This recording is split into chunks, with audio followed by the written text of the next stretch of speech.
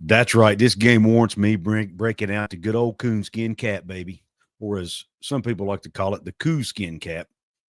Thank you for joining this post-game reaction show after West Virginia's 64-57 upset win of the number 2 team in the entire country, the Iowa State Cyclones. West Virginia has now won 9 in a row against Iowa State in Morgantown. They also broke the longest winning streak in all of college basketball, which was Iowa State, who had won 12 in a row.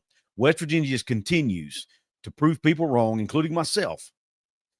Those of you who watch my pregame show, my preview show, you know that I picked West Virginia to lose this game. I keep picking what makes the most sense, but yet West Virginia keeps defying that. They keep doing what most people think can't be done. They keep overcoming these obstacles, these injuries. They keep overcoming this adversity that they're facing with, week in, week out. Tucker DeVries still being out, with Jaden Stone still being out. KJ Tennard finally just now coming back from injury. Amani Hansberry finally getting back to 100%. He just continues to find – Coach DeVries and his staff continue to find ways to just do what people think can't be done. It is absolutely remarkable. They have now – think about this. Think about this. A team with a brand-new roster, brand-new coaching staff. Only one player back from last year's team, and he's redshirting, hasn't played a minute in the regular season. Facing injury. And they are still sitting here with wins over Kansas, who was ranked 7, I think top 7 in the country at the time, at Kansas. They have beaten Gonzaga, who was ranked 2 or 3 at the time in the country. They have beaten Arizona, who was ranked 24th in the country. And they have now beaten Iowa State, who was ranked number 2 in the country. Unbelievable. This is remarkable stuff. Each week I say, man, there's just no way this team can continue winning these games with Javon Small playing the amount of minutes he's playing, with all these players playing the amount of minutes they're playing, with all these injuries. There's at some point they're going to slip up. At some point it's going to come back to bite them. And it never does. Because they don't let it. Because of their no excuses mentality. This team is now sitting here at 13-4 on the year, folks. 13-4. There was no way I thought this was going to happen. No way in the world did I see this coming. They're 4-2 in the conference and are still in the race for the conference title. A lot of basketball left to play. I get it. But man, and when you look at their schedule, there's not a game on it that's not winnable, in my opinion. You might say Houston, but I think they can beat Houston since it's in Morgantown. But after that, it's most of the teams who are in the middle to bottom of the league right now. This team, it's very, very, I'm not going to say easy, but it's very attainable. 20-plus wins for this team is extremely attainable and looking more attainable each week. Just the job Darren DeVries is doing it's the best coaching job, I think.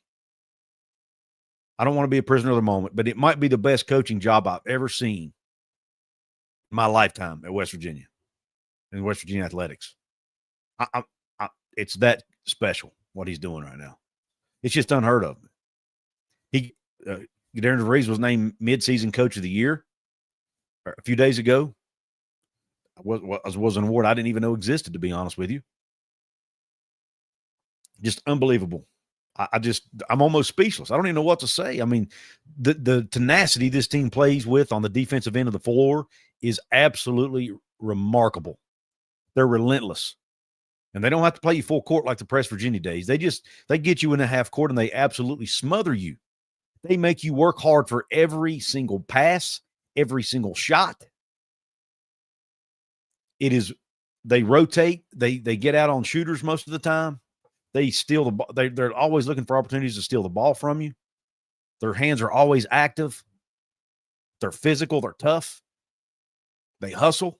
I know I say this in every show. I repeat myself a lot on this show because I just cannot. It's just unbelievable how this team is playing. I just can't wrap my head around it, man. You saw the court storming. I wanted to try to use that somehow in the thumbnail, but couldn't be creative. Think of a way to be creative enough. But man. And by the way, I can't even forget this, and I'll get to the chats in just a minute, but Can't forget this. It was the night that they were honoring Jerry West, too. That makes it even more special. They had on the throwback uniforms, the powder blue, light blue, whatever you want to call it, the war that they used to wear back in the days Jerry West was a player at West Virginia, and boy, did they look sharp. Honestly, I'm not going to lie. When I first saw those out on social media, I was like, man, I'm not sure if I like these or not. They look too much like Pitt. But then I found out, hey, that's what they wore back in the day. That's what they wore when Jerry West played. So West Virginia actually wore that color uniforms before Pitt did. So then I was like, well, okay, so Pitt copied West Virginia then. We didn't copy them. That made me feel a little bit better about it. But, man, they look good. They looked really good out there. They announced at halftime, apparently, that the number 44 will now be retired in all sports at West Virginia University in honor of the late, great Jerry West, who continues to give to West Virginia, even though he's gone. Through his legacy, through his estate, through his family, he's continuing to give to West Virginia University. So hats off to the West family. They were there tonight. They were very emotional after the game or during the game and afterwards.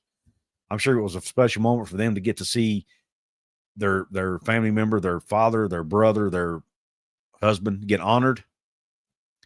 And I said, brother, I'm not even sure who was there. I was just throwing out different family members. But nonetheless, I'm sure it was special. And then for the team to win in such a huge game, on top of that, it's almost like it's fate. And they announced the attendance. Now, I can't help but wonder if this was fake or planned. But the attendance announced for the game was 14,444. And you can't make that up, folks. You just can't make it up. 14,444. Has the curse been reversed at West Virginia University Athletics? I don't want to get ahead of myself here. You've heard me say, man, sometimes it feels like this athletic department is cursed. Have they broken the curse? Maybe so.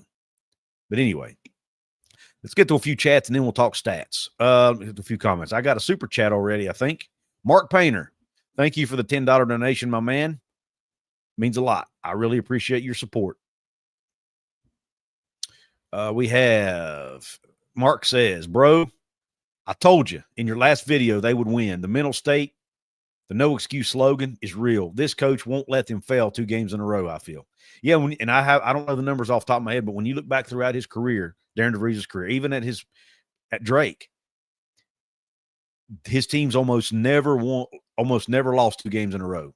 And the few times they did, they didn't go on to lose 3 in a row, typically. So, like, it's not okay. Golf says lifetime contract for DeVries now. Jill Rowling says unbelievable.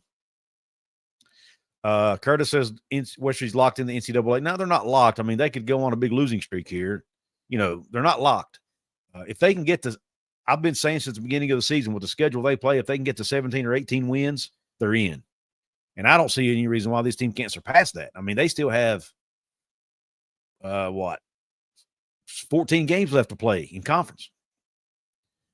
If they don't get past 17 wins or 18 wins with 16 games left, I mean, they would have to go 5-11 the rest of the way not to do that, or 4-12 rather, to not get to 18 wins. So I just don't see them doing that really, unless something completely implodes and they have 2 or 3 more injuries and just, all hell breaks loose.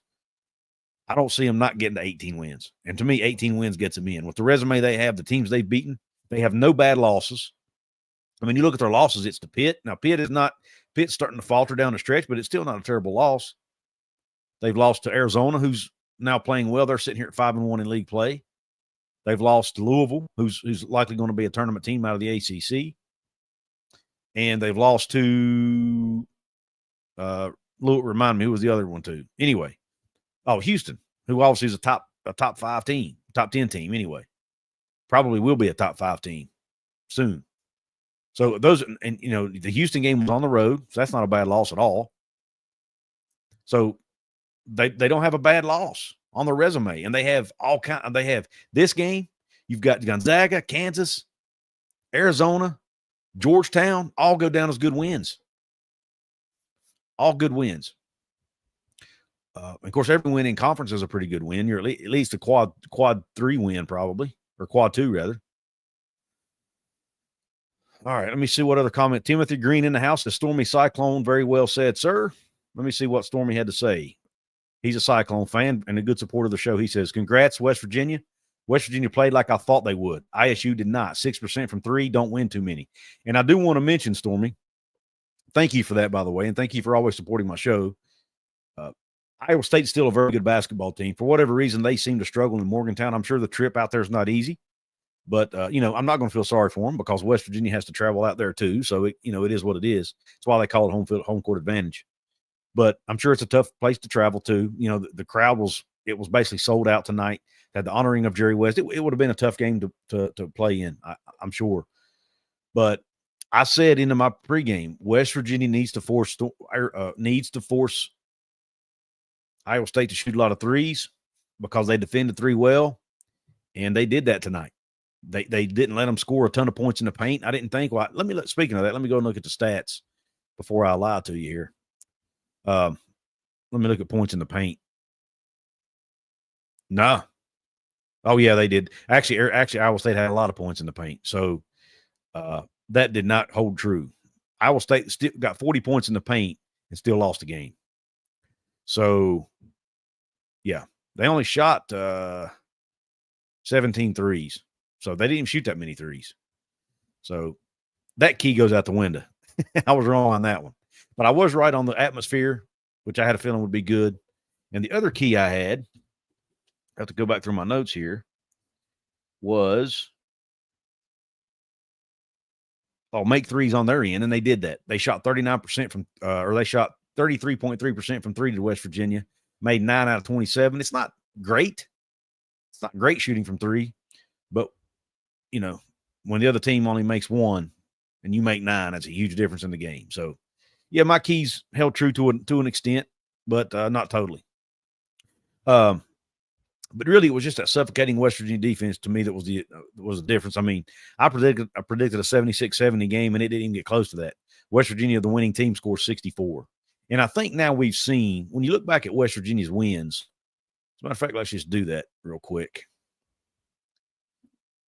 Let's look at the score in the game. Let's just look at the Georgetown was 73-60. Kansas was 62-61. Oklahoma State was 69-50.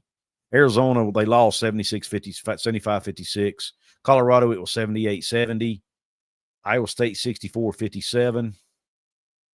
The win over Arizona, they got to 83. The win over Gonzaga. It's weird.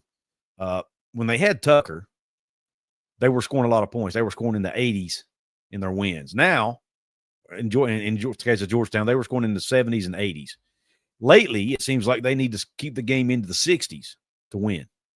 With the exception of Colorado, they need to try to keep the game in the 60s to have a chance to win. If they can keep their opponent, see, Houston had 70 for Colorado. Oklahoma State had 50. If they can keep their opponent scores in the 50s and 60s, they got a very, very good chance to win the game.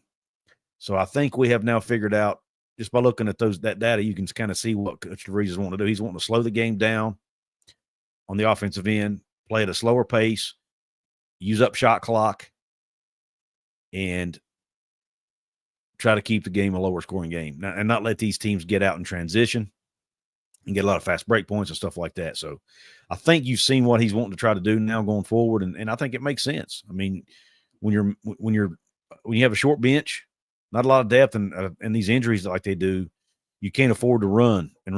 So you got to slow the game down.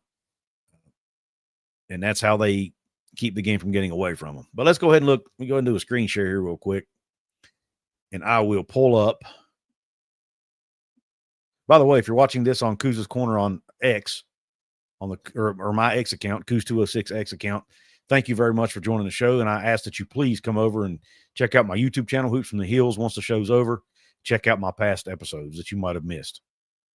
Because I don't, my on-demand shows are not done live, and they are not on X. So,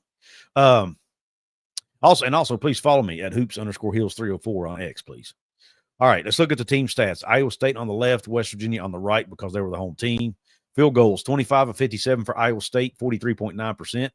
West Virginia, 22 of 56, 39.3%. So actually from the floor, West Virginia did not shoot it as well as Iowa State did.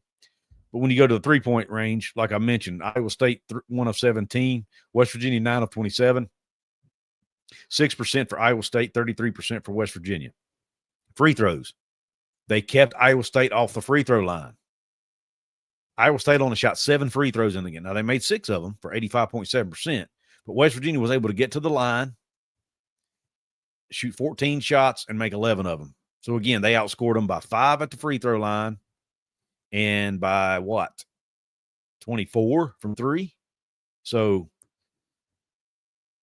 that's a winning formula right there. Rebounds. West Virginia got dominated on the glass, which I kind of had a feeling would happen. 38-28 in favor of Iowa State. 8-5 offensive rebounding and 30-23 defensive rebounding. Assists. West Virginia had more, 9-4. Steals. Look at this number right here. 14 steals for West Virginia. 14 steals. And which was the 14 turnovers they forced. They forced 14 turnovers, 14 steals, and had 13 points off of those turnovers. Now, that number actually should be higher, you would think. If you get 14 turnovers, you should get more than 13 points, but they still did enough. And Iowa State only got 4 steals on West Virginia, forced 9 total turnovers, and got 11 points off of those 9 turnovers. Fast break points, it was 19-2 in favor of West Virginia. Points in the paint, Iowa State dominated there 40-22, which is, that's what they like to do. Fouls, 16 for Iowa State, 13 for West Virginia. So not, fairly even. And then largest lead, West Virginia led by as many as 10. And then Iowa State led by as many as 7. As far as the officiating goes, when you look at the foul count, I actually thought the game was pretty well officiated. The first half, they were letting both teams play. They weren't calling a lot of ticky-tack stuff. They were letting them be physical. And I thought they were being consistent. Second half, I thought it was pretty good. I mean, they were calling the game a lot more strictly, calling a lot more fouls. And I felt like I felt like it was pretty even. I thought West Virginia got away with some fouls, and I thought Iowa State got away with some fouls throughout the game. So I had no issue with the way the game was officiated. I thought they called a pretty good and a pretty fair game for the most part. I have no gripes about that. So kudos to the officials in this one. I don't like it when officials, I talked about this on a previous show, when they call the game one way in the first half and another way in the second. I don't like that. I wish they would call it consistent. But at least they called the game, in my opinion, fairly and consistent as far as which teams they're calling the fouls on. You don't see foul discrepancies of like 20-2 or anything like that. So kudos to the officials in this game for that. Now let's look at some individual stats here. I've got some of them scrolling along the bottom of the screen. Let's start with Iowa State. Again, Iowa State, it's one game. They're not going away. They're still a very good basketball team. They still are tied for first place, I think, they will be tied for second place, actually, at 5-1 in league play, right there with Arizona. Houston remains undefeated at 6-0, but they're right there in the hunt, in the race. They probably won't drop too much. I look for them to still stay in the top 10 in the rankings. But right now, you look at their stats. I mean, Josh Jefferson had a good game, 10 points, 10 rebounds. Also had a block, a 4 of 9 shooting. You had Curtis Jones put in 18. Ought to go along with 8 rebounds, so he almost had a double-double as well. He was 8 of 16 from the floor, only 1 of 6 from 3. That was a huge difference in the game. Curtis Jones was not able to knock down his threes. And then Keyshawn Gilbert, 13 points. And in their bench, they only got 6 points from their bench, and I thought that was, also, if you're an Iowa State fan, something you'd like to see him improve on. West Virginia, and Tamin Lipsey, by the way, I thought he played really well on the defensive end for them. Offensively, though, he only had 6 points and 3 rebounds, but that's not really what he does. I mean, he can score it, but he's their lockdown defender, on-ball defender. That's what you really want him to do. West Virginia, you've got obviously Javon Small was absolutely a man among boys. I shouldn't say man among boys because Iowa State had some men too, but, man, he just played lights out. 27 points tonight. Made some unbelievable shots, just shots that looked almost impossible. He was able to make go in. Also had 7 rebounds, 4 steals, and 5 assists. What a stat line, man. 27, 6, 5, and 4. Unbelievable. Javon Small just continues to amaze me, and I'm still mad that he's not on the Wooden Award watch list. I'm going to talk about that until they either put him on it or the season's over, because it's an absolute atrocity that he's not on it. the way he's been playing. He's averaging over 20 a game in one of the top 2 or 3 hardest leagues in the country. He's also leading his team in assists, and he's up there in rebounds. And heck, he might be leading them in steals too. I don't know, but he's definitely making a case for Big 12 Player of the Year. And I'm not saying he should win the National Player of the Year, but he should at least be in the daggone conversation. All right, and get this mentioned on a watch list. All right. Also, Toby Oconee struggled offensively tonight, but look, Toby Oconee does a lot of things for this team. He plays really good defense. He can come down with some big rebounds or get a steal at a crucial time. He's still very valuable to this team, and he's in a shooting slump right now. He was only 1 for 4 from 3, 2 of 7 overall, but I do think he'll break out of that eventually. He is struggling mightily from the free throw line, though. He was 0 for 2 in this game. Another thing about Javon, look at his. Look at this. He was 7 of 7 from the free throw line. So he just continues to – he's one of the best I've ever seen at drawing contact on a shot. He's one of the best I've ever seen at step-back jump shots. He's one of the best I've ever seen at giving head fakes. I mean, he's just absolutely so fun to watch and so good at every aspect of the game, really. He plays all good on the defensive end and on the offensive end.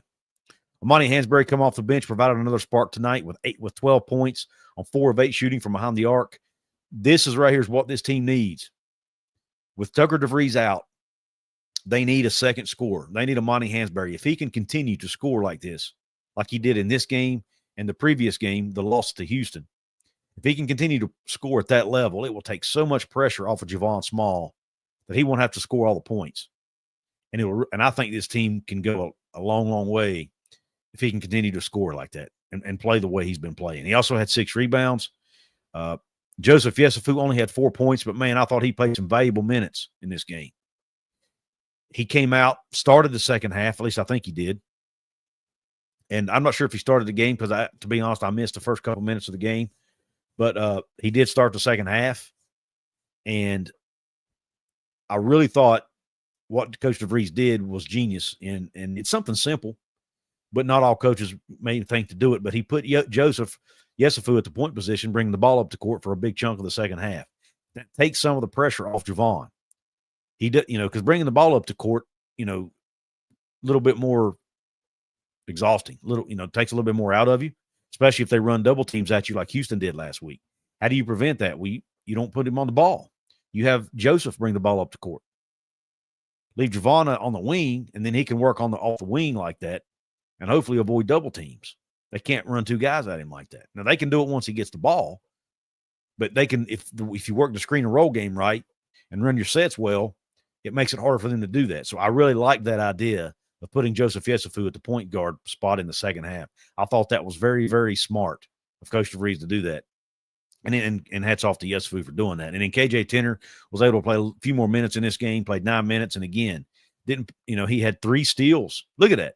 3 steals in 9 minutes. So hats off to Joseph Yesufu, man. I mean, KJ Tenner. Just unbelievable. I was sitting there looking and had a bunch of zeros on the stat sheet, and then I see that 3. And 3 steals in 9 minutes. That's remarkable. Also had an assist, and again, just did a great job handling the point guard spot to take some to number one, let Javon have a breather. He actually got to sit out 4 minutes in this game. And 2, when he was in the game with KJ, to take some of the pressure off of him by letting him play the wing spot. So I like that approach tonight by Coach DeVries to not make Javon play the point the whole game. But at the end, when they knew that the other team was going to foul, they put the ball in Javon's hands, let him go work. And then Eduardo Andre had played 19 minutes tonight, had 5 points, a block, 2 steals, 6 rebounds. And again, how about the coast to coast and 1 from Eduardo Andre, folks? Was that not cool? I really enjoyed seeing it. The stat line he put up tonight does not blow you away, but he made some crucial plays for this team. He pulled down some crucial rebounds. That block was big. This was one of those games, and the announcers talked about it. This was one of those games where it seemed like every shot was valuable. Every point was valuable because both of these teams play so good on the defensive end. You have to work for everything. So anytime you can get a block, anytime you can get a defensive rebound, it's a win in my book. And, Eduardo Andre did some good things tonight, even though it may not show up on the stat sheet. So there are your stats. I like to go over that just for reference to see if what we saw with our eyes is what matches up on a stat sheet. But just I'm so proud of this team, man. 14 steals against an Iowa State team who normally doesn't turn it over at a high rate. So I just really, really happy for this team. Second most exciting win of the year, obviously the win at Kansas, to me was probably I got slightly more excited on that one just because it was something West Virginia had never done. This game obviously means a lot, and then the win over Gonzaga was huge too. But because this one was in conference, I think, and because of the honoring Jerry West tonight, the throwback uniforms, just everything that went in and around this game, the build up to it, it just seemed like it meant more. You know what I mean? Plus, it was at home. That gave the fans a chance to storm the court. School's back in session, so the students were there. It was just really, really special. A really, really special night, special game for a special basketball team. And I just can't be happier, man. I thought I saw Scotty B. the Baylor King in the house. Let me find him here. Scotty B., thank you for joining the show. He says, no WU plays Iowa State only one time. Yes, that is correct. I guess he was answering somebody's question. Stormy Cyclone says, Daniel Gigax, ISU playing ugly today really had nothing to do with the past. The atmosphere, poor shooting, and apparent Kansas hangover spelled a loss. Yeah, and that's fair. All that's fair. In this conference, you're going to have some hangover games. I mean, it just is what it is. I wouldn't call the Houston game for West Virginia a hangover game necessarily, but it was the second game of a road trip where they went to Colorado and then to Houston. They looked tired for a big part of that game, and then with the fact that they were playing a Houston team who's really, really good in their gym, there are just going to be some nights, man, that your team just doesn't have it, and West Virginia actually I thought played pretty well in that Houston game for parts of the game, but they just did not have the energy to be able to do it for the entire game, especially the type of defense Houston was throwing at them. So it was a great game plan by Houston, though. I'm not making excuses. Houston was the better team, but there are going to be nights in this league that you just don't have it because of trip, because of travel, because of injuries, because of whatever. And maybe this was Iowa State's night that they could say that, but at the end of the day, the winning team is the winning team, whether it's West Virginia losing or somebody else. You've got to be respectful to the team who wins it in this league because there are no gimmies in this league, and every team has to earn it. Timothy Green says, not just because we won, but I have to agree that the referee's done a pretty fair job this time for both teams. It's still hard to believe we pulled this one out. Iowa State is damn good. Timothy, bang, brother. Great statement. Daniel says ISU is still fourth in Ken Palm. They're a very good team. They are a very good team, and I respect the crap out of them. Look, listen, that's a team that to me is good enough to win a national championship, or at least make a deep run in March. So nothing but respect for that Iowa State squad, and that's one reason. That's what makes these wins so special. You don't storm the court by beating a team that's no good, right? I wasn't a huge fan of the court storming tonight. I feel like West Virginia has already proven that they belong and that they've been there, but I know it's fun and a very cool experience for the fans and the players. So hopefully there was no injuries, no issues with the Iowa State team between the West Virginia fans and the Iowa State team or any of that stuff tonight. But Stormy Cyclone says, Daniel Gigax, I can't explain it, but Gilbert had played really well until conference play, but he is not playing well in conference. We can't let one loss turn into 2 or 3. That's a great comment, Stormy, and that's something that can happen to any team if you let it. Is Jimbo Fisher coming back? No, I don't think so, Ty. I do not think so, brother. Big Dan T in the house says, if we had a bench, we would be very dangerous. Yes, sir. Jacob Yoho says, when we play Utah, Coach Josh comes back. Yes, it'll be the Josh Eilert Bowl, as some have called it, or the Josh Eilert game. Pokemon Timothy Green agrees with Pokemon Kid Entertainment that West Virginia just wanted it more tonight. And maybe that's the case. Jimmy McKenna in the house. Iowa State will bounce back coming off Kansas. They got wore out probably. And then, again, the trip to Morgantown probably didn't make it any easier. But like I said, I'm not going to feel sorry for any team that has to travel. It's part of it now. Most of you may have heard by now what UCLA's coach Mick Cronin had to say about travel. Maybe I'll do a video on it. I don't know. But he's complained a lot about it. And unfortunately, it just is what it is. I don't envision Darren DeVries complaining a lot about anything because they have embraced the no excuses mentality on this team. Yep, it's because of the moment, Demetrius. Like I said, I'm not going to hate on it. I like, Bob Huggins said one time, I don't like storming the court because we need to act like we've been there. But tonight, man, with all this basketball team, all this basketball program has been through, really all the fan base has been through, the honoring of Jerry West, the whole thing. Look, if there's any nights to storm the court, tonight was the night to storm the court, so let them have it, man. Let them have it. I'm sure West Virginia's going to have to pay a fine for that, but, it is what it is. The UCLA guys had 40 Statue of Liberties in the last 30 days. Stay tuned. I like that. It's not okay, golf. I love that comment.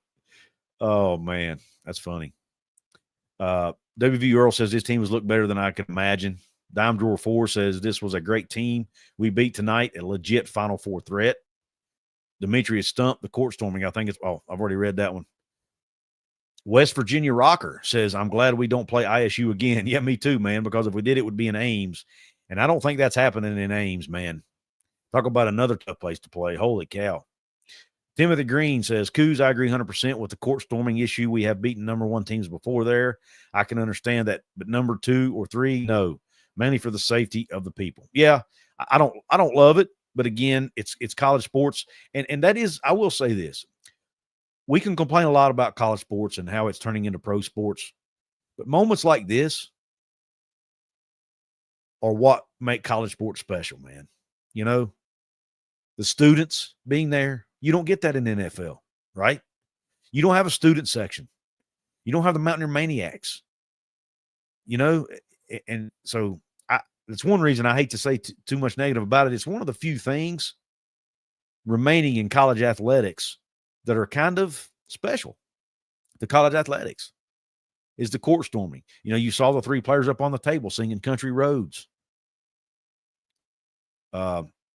which I get emotional seeing and talking about. Those things like that are still, man, those are still the innocent parts of college sports. You know what I mean? I'm almost talking myself into advocating court storming here. I'm not going to, but let those students and those players have their moment. Hopefully they did it safely. I hope nobody was injured. But there's not a whole lot left in college sports that's still pure and still differentiates college sports from pros, and that's one of them, man. The traditions, in our example, the Country Roads, all of that still remains, man. And as long as that stuff don't go away, it's still special. Jimmy McKenna says we need a hot February month. I love Javon, but hopefully Tucker can have magic coming back in with 27 points. Great, but need more help. Guys are doing what they can. Yeah, Jimmy, unfortunately, I mean, nobody's announced this, and it's, but just to me, if you read the tea leaves, things are pointing to Tucker not coming back this year. I mean, if he comes back and plays one more game, he would have to burn a medical red shirt.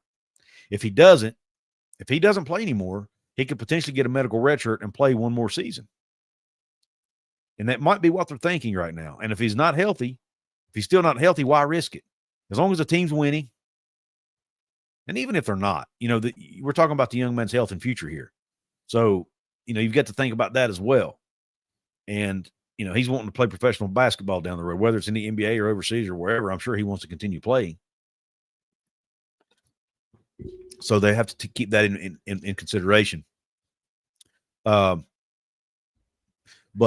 I don't think he's going to come back. They could definitely use him because they need another score to take the pressure off Javon. I don't think you can rely on Amani to do what he did tonight in every single game. Maybe he can, but it would definitely help. And he's good on the defensive end too. Tucker's defense, I think, was a little bit underrated. He was very good defensively. Good at shutting off passing lanes, getting steals, those types of things. He had good length. Jacob says he thinks a court storm should only happen if a team is ranked in the top 5. That's fair. Ben Martina brings out the point that most of the players out there are freshmen and sophomores. And with a good 25 class coming in, the future is bright. Absolutely. Amani Hansberry's a sophomore. Sincere Harris is a sophomore. KJ Tenner's a freshman. Jonathan Powell's a freshman. Who else? Well, if Tucker gets to come back next year, you'll have him back, right? No, Joseph Yesufu will be gone. Javon Small will be gone. I think Eduardo Andre will be gone. And Toby O'Connie will be gone. But again, great building blocks with KJ, Jonathan, Sincere, Amani. The three freshmen who, by the way, all three freshmen who were signed for 2025 class are all nominees for the McDonald's All-American game. All three of them. All three are 4 stars. I mean, Darren DeVries is killing it on the recruiting trail. Well, he and his staff. I got to give them credit too. Looks like he's hired himself a heck of a staff. Big Dan T says with the Jerry West throwbacks and all this was a magical night. Absolutely, man. Absolutely, it was a magical night. No doubt about it.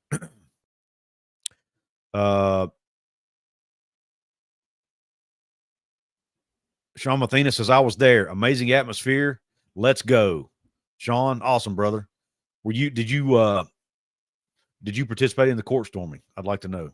And I don't care if you did. Something I never got to experience, so I think it'd be pretty cool. Kyle Benevenuto says, keep the court storming. It's too special. Chris says he'd rather Tucker not burn the red shirt. Look, and I'm kind of leaning that way. I didn't feel that way a couple weeks ago, but now that this team has shown that they can win without him, and especially if he's not 100%, don't risk it. Let him get healthy. Let him save his year and come back next year. He can make good NIL money next year. He may even be able to make more NIL money than he would make as a rookie in the NBA, because he's likely not going to be a first-round pick. If he goes, he'll likely be a second-round pick. If he gets picked at all, and then he won't have guaranteed money, he might do better making NIL money his senior year. So I'm with you, Chris. Not only for the team's sake, but for his as well. Jim McCardle says almost looked like a plan all along to play what he played and then sit. It was out of the blue that his sitting, no mention of injury whatsoever. Well, Jim, they don't mention injuries. If you know the way Coach DeVries handles injuries, he doesn't talk about them very much. The media has a really hard time getting anything out of him regarding injuries. Matter of fact, they seem to be nervous to even ask him about it anymore, to be honest, it seems like. But if there was I think it was after one of the games in the Bahamas. They showed, I think it was one of those games. Anyway, they showed, Tucker was playing in the game, but when the camera zoomed in on him, he had those, he had been doing that treatment. I can't think of what it's called, but it's where they put the suction cups on you. And he had the bruises from it all over his right, around his right, on his right shoulder, right arm area, upper arm area. So because of that, people started to assume that he had either re-injured his shoulder that he had surgery on, or maybe it never healed completely. So I don't know whether it was bothering him or not. Who knows? And he's probably never going to say, to be honest. Maybe he was just trying to play through it. I don't know. I don't know. Was it the plan all along? Again, maybe it was, but I have a feeling it was not. I have a feeling that he probably just started having shoulder pain, after playing a few games, and decided it was best to shut it down based on doctors' recommendations. That's just again, I don't know that. That's just my assumption. Chris D says, you think Javon Small has a shot at Big 12 Player of the Year? I do, actually. The way he's playing, I absolutely do. Especially if they keep winning. Ben Martinez says, Kelvin Odie from the 25 class is a killer. Absolutely. John Kelly says, hey, Couz, I just felt like it was a game we could win and had some quiet confidence early on. John, I did too. I just, when I picked the winning team, I went with my head, not my heart.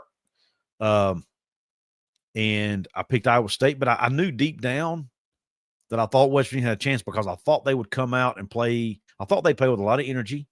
I thought they would play well. I just had a feeling that Iowa State might be too good. But again, I continue, even one of the biggest fans out there, continue to underestimate this team. And I'm kind of afraid to start picking them, because if I start picking them, they might start losing. Sean Mathena. And by the way, guys, if you want to make sure, I'm getting through as many of these comments as I can. If you want to make sure I see your comment, you can drop me a super chat. Hit the $ sign near the chat box. it's also a very easy way to support what I'm doing here, help me keep the lights on, and I'll be sure to not only read your comment, but I'll post it on the screen as well. Let's see. I see a lot of comments about getting Darren DeVries an extension. Jimmy McKenna says, you're right. Excellent point, Couz. I care about Tucker's health. Great win. I love the win. We needed the spark, but I'm looking too far ahead, I guess. I would be all right with him burning. Yeah, I'm okay either way. You know what I mean? I'm going to trust Coach DeVries and Coach Tucker, or I'm trust Tucker as well to make the right decisions. But to me, if he was going to me, it would almost be silly to play him at this point because they have figured out a way to win without him. And with losing Javon after this year, Tucker can step up and be the number one guy next year, right? So I actually think right now it might actually be the smarter play to redshirt him at this point. So, yeah. But, again, I'm going to trust Coach DeVries on that one. Ernie B says, what a great, tough, gritty win. It's so fun being nationally relevant again. Absolutely, brother. Brandon Moore, thank you for the super chat. Brandon says, Couz, you've seen enough to give DeVries an extension. If not, any possible Iowa yardsticks him for next year? Yes. Unless they just go on an absolute implosion here and lose a bunch of games down the stretch, yes. I say give him an extension and a raise. I mean, you have to me. I mean, he's going to have people knocking his door down. And I don't think you necessarily do it right now. You want to wait until you get to the end of the season, but yes, you absolutely want to nail that down, or if you get to a point in the season where you feel like you're almost a lock for the NCAA tournament, even if there are a few games left, if you feel like you're a lock for the NCAA tournament, then I think maybe you go ahead and do it then too, even if the season's not over. Because if you wait too long, you want to try to keep the vultures away, so to speak. So maybe you go ahead and do that early and not wait to the end of the year too. That's another option. So I don't think I would do it today. You don't want to do it off an emotional win. But if you get up to 17, 18, 19 wins and you feel pretty good about going to the NCAA tournament, I think you go ahead and do it. Just my take. And they could be at that point within the next month or less, three weeks or so. Timothy Green says, Couz, I just want to say I love the coonskin cap. I had one when I was a little boy. I got it at Cass Scenic Railroad. I hope we win a lot so you can wear it more. Thank you, Timothy. I appreciate it, man. I only pull it out on special occasions, man, and I felt like this deserved it. Do we get back in top 25? I would hope so, Jimmy. I mean, the loss we had was to a top 10 team on the road, and we beat a top 5 team at home. I would think this gets the Mountaineers back into the top 25. I would think. Probably gets them at around 21, 22 where they were before. But, man, it scares me because it seems like every time West Virginia gets ranked, they lose. But anyway. Charles Peterson says, is there an incentive clause in DD contract that if the Mountaineers finish top 5 in conference, he gets 2 more years? I don't know, but I don't know the answer to that either, Charles. Most of the time, anytime there are incentives like that in a contract, it doesn't necessarily add years to your contract. It adds money. So I would say that if the Mountaineers finish at a certain level in the conference or with a certain number of wins, he will have bonuses kick in. Most coaches do. But as far as years added on, I doubt it. I'm not saying I'm not saying it's not there because I haven't seen his contract. But I've not read or heard anything about that being there. And typically you don't see that in contracts. You see bonuses, financial bonuses instead. Vultures is a good word there. Yeah, couldn't think of any other word, Jake, but that's keep the wolves at bay. Maybe that's a better one. Charles Peterson says, is there an Huggy was paid very well here. It's time to give DD the same salary with an extension and very high buyout. Iowa could come calling and DD will go to be home. Tar Heels could blow him away too with money. Yes, Spence. I have no issue giving him Bob Huggins level money. No issue whatsoever. Bob was making about $4 million a year. If you want to pay DD for which you're paying Rich Rod $3.5, I don't know if Rich Rod would demand more than, but I don't think he would, but maybe he would demand more than a basketball coach. I don't know. But nonetheless, I think you got to do it. You got to look at giving him at least $1 million and a half raise and add a year or two onto the contract for sure. It's not okay. Golf says, I read the contract. If we finish in the top 6, then he's extended by 1 year, I think. Okay, cool. Cool. It's not okay. Golf. I appreciate that. So it might be in there, Charles. It's pretty cool. I hope that's the case. Top 6 in Big 12. And look, it's very possible he does that. I agree, Chris. Javon Small gets my vote for Big 12 Player of the Year. Yeah, he's got mine, but I'm kind of biased. Big Dan T says, it seems like these Mountaineer men play up to their competition. We have beaten every ranked team we have played except Houston. That is great coaching and motivation. Big Dan T, you hit the nail on the head, man. Absolutely. Great coaching. He's a great X's and O's coach. His ability to make in-game adjustments is unbelievable. One of the best I've seen. And his players play hard for him. They're motivated. You can tell they have good chemistry and they gel together. And the fact that a team like this that come together so quickly from all different schools, all different parts of the country, all different levels, guys that didn't know each other, for them to be able to gel together as quickly as they did is pretty darn remarkable. I mean, I keep using that word remarkable. I just can't think of word. I mean, any adjective you can think of that's positive to describe this team and Darren DeVries is remarkable, awesome, great, just unbelievable. I mean, pick one, right? Brandon Moore with another super chat. Thank you, Brandon. He says, Rich Rod was at the game, hopefully taking some notes for the fall season. It will be a blast from the past seeing both programs be respectable. Wouldn't it, Brandon? I think back to the 2005, 2006, 2007 era, man, where John Beilein had the basketball team rolling, making runs in March. Coach Rod and the football team were winning BCS bowls and New Year's bowls, winning 10, 11 games a year, man. Those were really, in my lifetime anyway, the best years to be a Mountaineer fan. Maybe we can get back to that.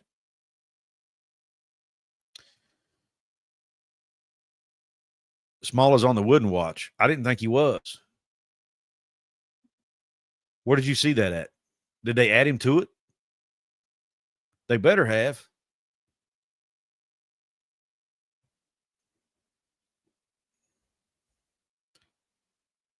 Yeah, then Michigan took both our coaches, Chris. You're absolutely right. You said you sent me a link.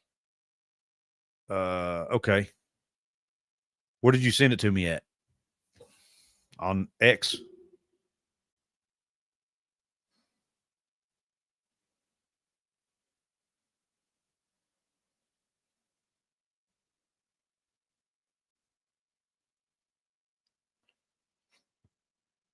Yeah, I don't know. Where'd you send it? Oh, in a chat? Yeah, I don't know. YouTube's really funny about putting links in chats for some reason. So it may not have worked.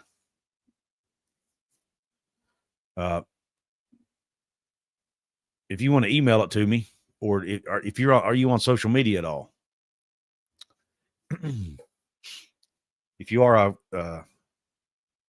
you can go to, I'm at Couz 206 on X, Justin Walker on Facebook. You can send it to me in either as a DM on either of those if you're on there. All right, guys, I don't have a whole lot left to talk about. I've kind of spilled my guts, shared my excitement with you. Had a great crowd tonight. I appreciate everybody tuning into the show. If you're watching on X or Twitter, again, I ask to please come over to my YouTube channel, subscribe. I'm trying to get to 2,000 subscribers here on Hoops from the Hills, and follow the Hoops from the Hills X account at hoops_hills 304. Would love to interact with you over there. I'm trying to get more active on that account and build it up too. Yeah, Chris, thanks for the reminder. Hit the thumbs up button. That really helps the algorithm. If you're watching this on the replay, it helps there too. Sharing it helps. Comments help. And subscribing. All that helps. And make sure if you subscribe, make sure you also hit the notification bell and make sure the notifications on your device are on. That way, when I do live streams or upload a video, it will let you know that it'll notify you. So, Thank you, Timothy. He says, please, everyone, like, subscribe, share, and comment. Thank you very much. Timothy, thank you, brother. It's Chris D. Thank you. Thank you, everybody. Thank you, Jerry Lilly, Jay Bird. I'm trying to get to make sure I mention everybody that I haven't mentioned yet. Just thanks, Jake T. I don't remember if I mentioned you yet. Just thanks for everybody for Spence One. Thanks for everybody for tuning into the show. Thanks for your support. Girth Brooks in the house. I like that name, by the way. I'm worried about the rest of the year. Yeah, I always am, but I'm not really worried. Worried is a strong word.